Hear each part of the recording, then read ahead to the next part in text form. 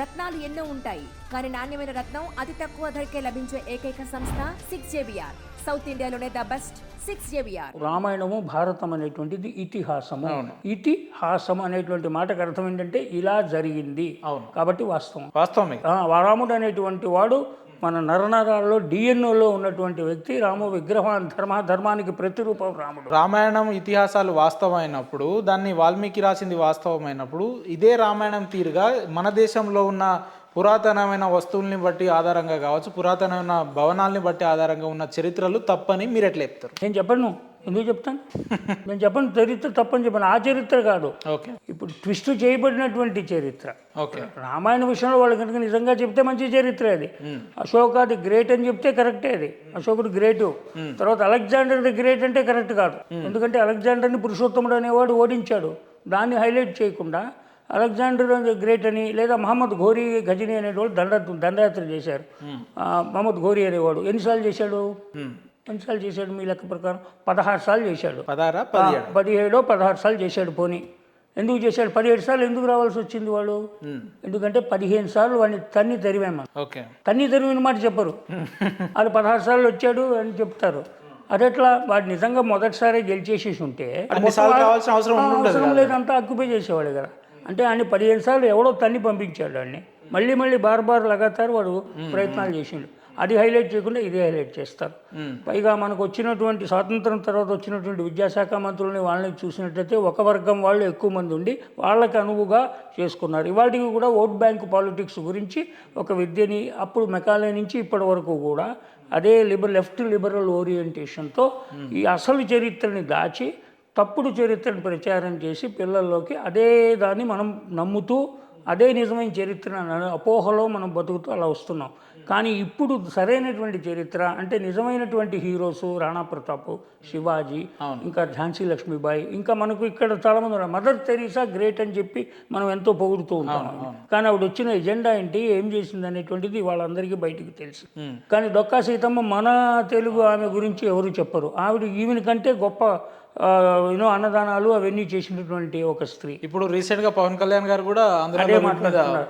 In fact నేను బెంగళూరులో స్థిరపడి అన్నీ చేసుకుని కొన్ని వాతావరణ కారణాలు సౌఖ్యం గురించి బెంగళూరులో అక్కడ ఎక్కువ కాలం పనిచేసాను కాబట్టి స్థిరపడ్డాను. కానీ నేను పవన్ కళ్యాణ్ గారికి లెటర్ రాశాను, అపాయింట్మెంట్ గురించి ట్రై చేస్తున్నాము, వెయిట్ చేస్తున్నాను నేను. అలాగే లోకేష్ గారు అక్కడ ఇక్కడ తెలంగాణ గవర్నమెంట్లో కూడా కొంతమందిని కలుస్తున్నాను.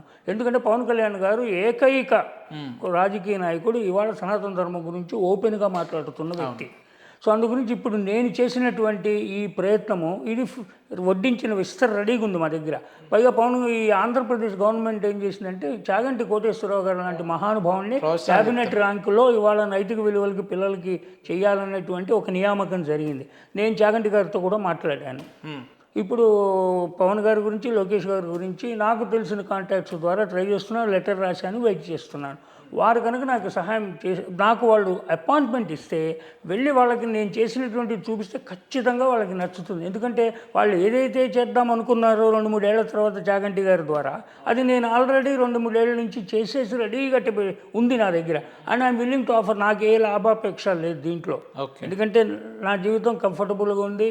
నేను దేన్ని ఆశించి చేస్తున్నారు మీరు ఇదంతా? నో ఆశ, లాభాపేక్ష లేదు. ఓన్లీ ఆశయం ఏంటంటే ఆశ లేదు, ఆశ ఏంటంటే హోప్ అంటారు కదా. హోప్ ఉంది ఏంటంటే ఇది like minded Sanatanis, global Sanatanis అని పిలుస్తున్నాను దీన్ని.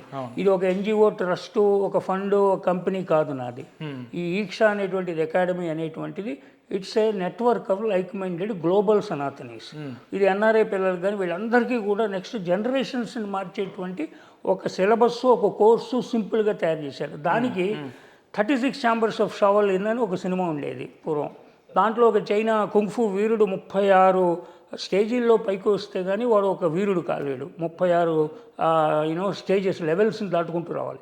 అలాగే ఇక్కడ 36 ఛాంబర్స్ ఆఫ్ సనాతన్ అని చెప్పి బేసిక్ ఫండమెంటల్స్. ఏంటి సార్ ఆ 36 ఛాంబర్స్ ఆఫ్ సనాతనస్ అంటే? ఇప్పుడు వేదాలు మనకు ఉన్నటువంటిది ఫస్ట్ వేదాలు, శృతులు అంటారు. వేదాలు, శృతులు, స్మృతులు, నెక్స్ట్ ధర్మశాస్త్రాలు. అంటే మనుధర్మశాస్త్రము, యాజ్ఞవల్క్య స్మృతి, మనుస్మృతి, యాజ్ఞవల్క్య స్మృతి, పరాశర స్మృతి. కలిలో చాలామందికి అపోహ ఏంటంటే మనుస్మృతి దాన్ని తగలబెట్టాలి. అది ఎప్పుడో కృతయుగంలో అది అప్లికబుల్. ఇప్పుడు పరాశర స్మృతి, దాని గురించి అవగాహన ఎవరికీ లేదు.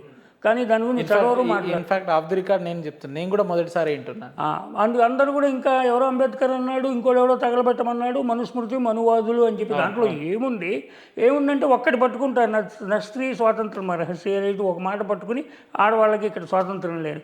అరే ప్రపంచంలో ఏ దేశంలో అయినా ఏ మతంలో అయినా అసలు ఆడదేవుళ్ళు ఉన్నారా? ఆడవాళ్ళకి ఇవాళకి ఓటు హక్కు లేదు, మసీదుల్లోనూ ఇంకోటిలోనూ ప్రవేశం లేదు. అటువంటి ఎడారి మతాలని పట్టుకొని నువ్వు ఒక పుస్తకము ఒక ప్రవక్త మీద ఆధారపడినటువంటి మతాలు వాళ్ళవి, మనదేమో విశ్వజనీయమైనటువంటి నిజమైన సెక్యులరు సనాతనం అంటే ఎప్పుడు ఉండేది, ఇప్పుడు ఉండేది, ఇంకా ముందు కూడా ఉండేటువంటిది ఇటర్నల్ అంటాం మనం. దాన్నే సనాతన ధర్మం అంటారు. కానీ అందరూ దాన్ని హిందూ మతం. సనాతన ధర్మం అంటే నిజమైన డెఫినేషన్ ఏంటి, దాని అంతరార్థం ఏంటంటే? సనాతన అంటే ఎల్లప్పుడూ ఉండేటువంటిది, ఎవర్ ఎగ్జిస్టెంట్ అంటే ఎప్పుడు దానికి పుట్టుగా ఎంత జననం మరణం ఏముండదు, జనం ఉండదు, సర్వకాల సర్వావస్థలో ఏందో అలా ఉండేది. ఓకే. సో ఇప్పుడు మనం దాని ఎప్పుడు ఉంటుంది, ఇప్పుడు ఉంది, ఇంకా ముందు కూడా ఉంటుంది. అది ఎప్పుడు ఇంకా దానికి పోదు. దానికి ఎవరు ఇప్పుడు వేదాలు అపోర్ష్ చేయాలంటాం, ఎవరో పుస్తకం ఒక ప్రవక్త కూర్చుని రాసినవి కాదు, అవి అట్లా స్వతసిద్ధంగా వచ్చినాయి. దాన్ని ద్రష్టలు అని చెప్పి కొంతమంది ప్రిసెప్టర్స్ అంటారు, మునులు ఋషులు, వాళ్ళు దాన్ని దర్శించారు. దాన్ని వాళ్ళు తీసుకుని దాన్ని అర్థం చేసుకుని దాన్ని ఇంకా రిఫైన్ చేసి ఒక శాస్త్రాలుగా చేశారు. అనంతంగా ఉండేవి, అనంతావై వేదాహ అంటారు. ఈ విశ్వమంతా వేద వ్యామయం ఉంది మనకు. అదంతా చదవటం కొన్ని వందల జీవితాల్లో కూడా సాధ్యం కదా. అందు గురించి వ్యాసుడైన ఆయన వచ్చి, వ్యాసుడనే మాటకు కూడా అర్థం ఏంటంటే ఒక వ్యాసకర్త, విభజనకారుడు. మన యొక్క విశ్వంలో కలియుగంలో ఉన్నటువంటి మానవులకి బుద్ధిహీనతను టైం ఉండదు కాబట్టి వాళ్ళు చదువుకునేట్లుగా సులభంగా ఉండేట్లు 4 వేదాల కింద వాటిని విభజించాడు. ఋగ్యజు సామ అథర్వణ వేదాల కింద. వాటిల్లో మళ్ళీ ఎలాబొరేషన్ ఉంది. వాటిల్లో ఋగ్వేదంలో ఒక మంత్రసాను దేవతల యొక్క ఉపాసన ఉంటుంది, యజుర్వేదంలో కర్మకాండ యజ్ఞాలు వాటి గురించి ఉంటుంది, సామవేదంలోనేమో సంగీతం ఉంటుంది, గంధర్వ వేదం ఉంటుంది, ఆ అథర్వణ వేదంలోనేమో విమాన శాస్త్రం, విజ్ఞానము, ఆయుర్వేదము, ధనుర్వేదము ఇట్లాంటి శస్త్రాలు, అస్త్రాలు అన్నీ ఉన్నాయి. వాటినే కొంతమంది చదువుకుని వెళ్ళి, నేను ఒక ఉదాహరణ చెప్తూ ఉంటాను ఎప్పుడు, న్యూటన్ అనేటువంటిది. న్యూటన్ వాడు గురుత్వాకర్షణ శక్తి కనుక్కున్నాడు. ఓ యాపిల్ కింద పడిందని 200 ఏళ్ల క్రితం.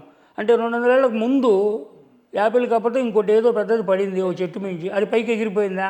లేదు కదా, అప్పుడు కిందనే కదా పడింది. న్యూటన్స్ లా చెప్తా.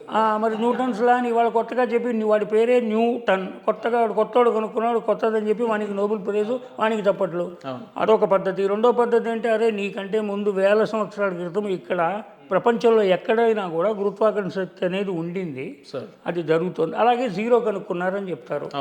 పోటీ ఆర్యభట్ట కనుక్కున్నాడు 1000 ఏళ్ల క్రితం, 2 ఏళ్ళు, 3000 ఏళ్ల క్రితం. మరి దశకంఠుడు రావణుడికి 10 తలకాయలని ఎలా చెప్పారయ్యా? మరి 100 యోజనాలు దాటారు, 1000 యోజనాలు అని చెప్పి దానికి ఒక లెక్క ఉంది కదా.